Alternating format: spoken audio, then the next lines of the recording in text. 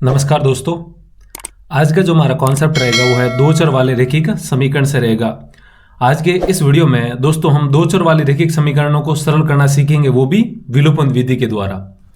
तो दोस्तों यदि आप क्लास 10 में हैं तो आज का वीडियो आपके लिए बहुत ही इंपॉर्टेंट है, बहुत ही महत्वपूर्ण है, इसलिए इस वीडियो को पूरा जरूर देखिएगा। क्योंकि दोस्तों ये जो विलोपन विधि से जुड़े हुए ये जो दो चर वाली रैखिक समीकरण को सॉल्व करने का कॉन्सेप्ट है, ये चाहे टेस्ट हो, चाहे अर्धवार्षिक परीक्षा हो, चाहे आपकी वार्षिक परीक्षा हो, हर बार 4 नंबर का ये सवाल जरूर आता है। तो इसलिए इसको सीखना आपके लिए बहुत ही महत्वपूर्ण है, इसलिए इस वीडियो को पूरा जरूर देखिएगा। दोस्तों मैंने आपके सामने सवाल लिखा है x + y = 5 और 2x - 3y = 4। ये दो चर वाली दो समीकरण हैं और इन दोनों समीकरणों को हमें सरल करना है। सरल करने का मतलब इन समीकरण में जो ये वेरिएबल्स यानी कि चर हैं x और y, इनके मान निकालना है, वो भी दोस्तों विलोपन विधि के द्वारा। तो सबसे पहले दोस्तों हम क्या करते हैं, इसको समीकरण नंबर 1 नाम देते हैं और इसको समीकरण नंबर 2 नाम देते हैं। ठीक है, अब हमें यहां पर x और y के मान निकालने, वो भी विलोपन विधि के द्वारा। तो दोस्तों विलोपन विधि में जो ये नाम विलोपन, इसका मतलब क्या होता है, विलोप यानी विलुप्त। विलुप्त का मतलब गायब हो जाना, ठीक है, डिसअपियर हो जाना मतलब गायब हो जाना। तो हमें क्या करना है, इन दोनों समीकरणों में से किसी एक चर को गायब करना है। ठीक है, नहीं या तो आप x को गायब करिए या फिर आप y को गायब करिए। गायब का मतलब यहां से हम दो x या y में से किसी एक चर को हटा देंगे। अब कैसे हटाएंगे, तो वो दोस्तों या तो इन दोनों समीकरणों को जोड़ के या फिर इन दोनों समीकरणों को आपस में घटा के हटा देंगे। ठीक है, तो समीकरणों को जोड़ने या फिर घटाने से पहले आपको जिस चर को गायब करना है उस चर का गुणांक समान करिए। तो हम दोस्तों इस समीकरण में, इन दोनों समीकरण में y को गायब करते हैं यानी कि y को हटा देते हैं। तो आप क्या करें, दोनों समीकरण में y का जो गुणांक है, देखिए यहां पर y का गुणांक आगे कुछ नहीं, मतलब कितना है दोस्तों 1 है, मतलब यहां पर y का गुणांक +1 है और इसका संख्यात्मक मान कितना 1 है। और इस समीकरण में जो y का गुणांक है वो कितना है -3 यानी कि संख्यात्मक मान 3 है। यहां पर 1 है और यहां पर 3 है। तो हमें सबसे पहले ये जो 1 और 3 है इन दोनों को समान यानी कि एक जैसा बनाना है।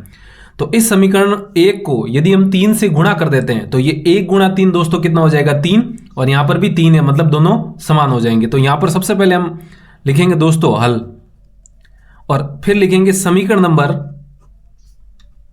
1 को 3 से गुणा करने पर। ठीक है, नहीं 3 से गुणा करने पर।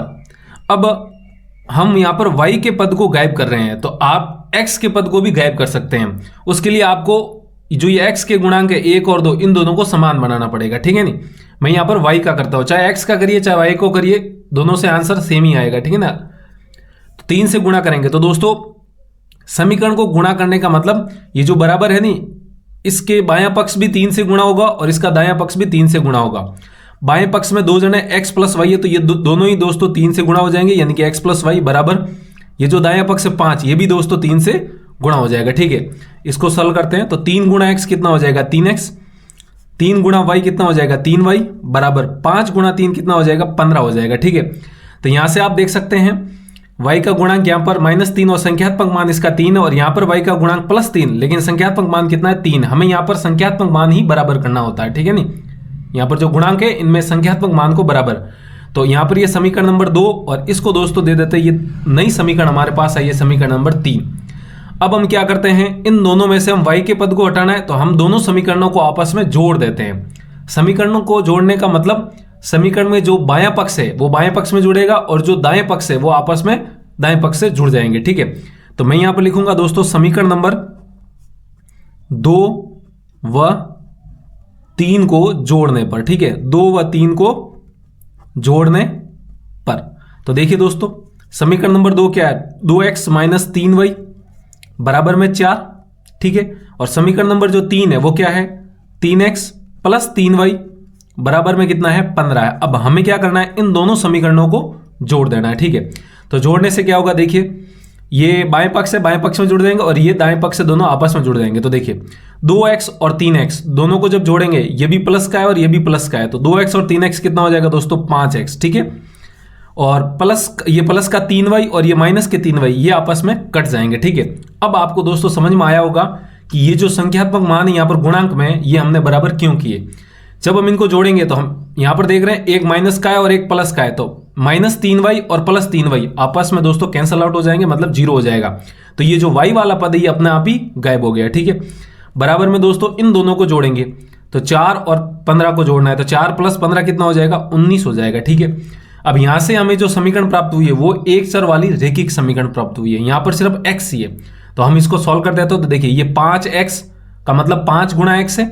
इसका मतलब क्या है दोस्तों, 5 गुणा x है। यहां से हम x का मान निकालते हैं, तो ये गुणा में 5 है, इधर जाएगा तो भाग में, यानी कि 19/5 हो जाएगा। तो x का मान कितना आया दोस्तों, 19/5 आया। ठीक है, अब हमें y का मान निकालना है। तो दोस्तों ये जो x का मान है 19/5, ये 19/5 आप चाहे समीकरण नंबर 1 में रखिए, चाहे समीकरण नंबर 2 में रखिए, चाहे समीकरण नंबर 3 में रखिए।